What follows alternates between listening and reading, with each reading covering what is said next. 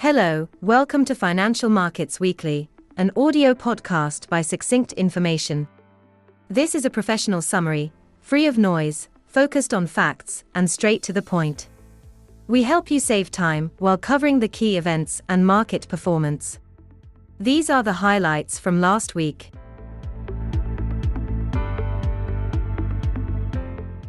Equity benchmarks continue to trade sideways with no clear direction, as investors absorb the latest updates on US inflation and earnings reports. Growth stocks keep outperforming value stocks, with the Nasdaq Composite Index up by 17% year-to-date, compared with a 7% gain for the S&P 500 Index and a flat return for the Dow Jones Industrials. Nasdaq indicators marginally outperformed last week, as giant Alphabet rallied 11%, while Disney pulled value indicators lower. Sector-wise, communications services is the clear winner of the week with a higher than 4% return, and of 2023 with a 27% rally. The banking crisis in the US worsened, and the FDIC announced a special assessment fee for large banks to contribute during several years, to replenish the Deposit Guarantee Fund, which lost $16 billion after the collapse of Silicon Valley and Signature banks. The KBW Regional Bank Index fell 6.5% and accumulated a 32% decline this year. Shares in Bank of Hawaii plunged 23%, and PacWest lost 21% last week. The main economic data release was US CPI inflation for April, with headline printing at 4.9% year-on-year, the first reading below 5% in 2 years, which confirms the deceleration of price pressures. The core CPI measure came in at 5.5%, marginally lower than in March. The highest reading for headline CPI was 9.1% last June, and has declined since.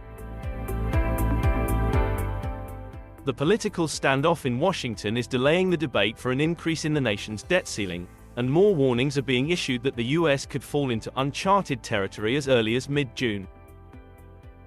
Investors' flight to safe haven assets helped the dollar appreciate, and the dollar index had its best week since September, up 1.5% to 102.7 points, with the greenback gaining against all major currencies.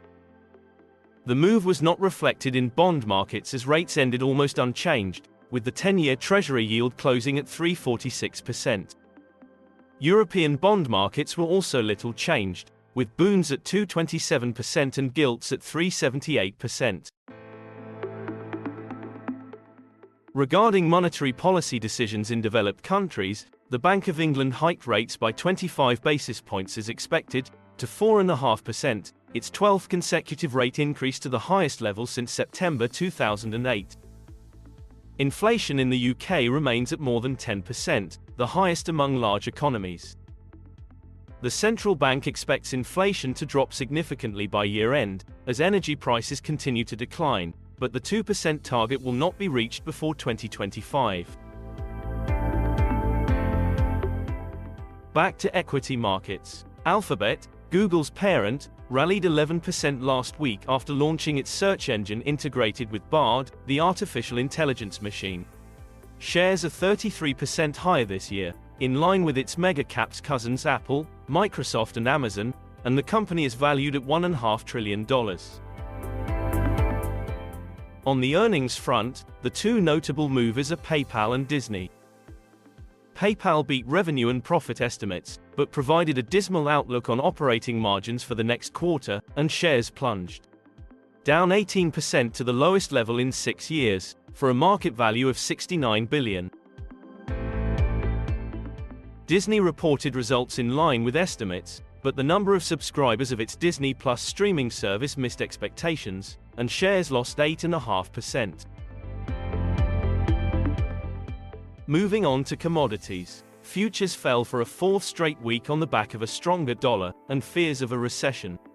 Also, China posted weak import and export figures and inflation decelerated. Crude oil fell 1.5%, with Brent ending at $74.20 and WTI at $70. Grains and base metals were the notable losers.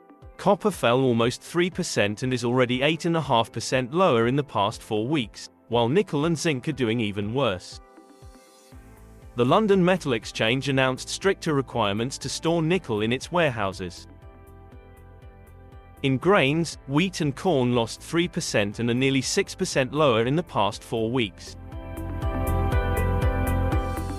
Finally, a few short points on various topics to finish this update.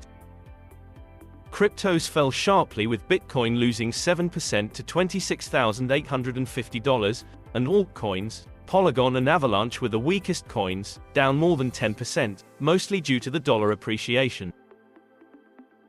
In corporate deals, 2 large lithium miners, Allkem of Australia and Livent of the US, agreed to merge in a $10 billion deal to create the world's 3rd largest lithium producer. Syneos Health, a US biotech company, agreed to be taken over by private equity firms at a $4.6 billion valuation. Aceleron, a sustainable biopharma company, raised $621 million in its IPO on Nasdaq.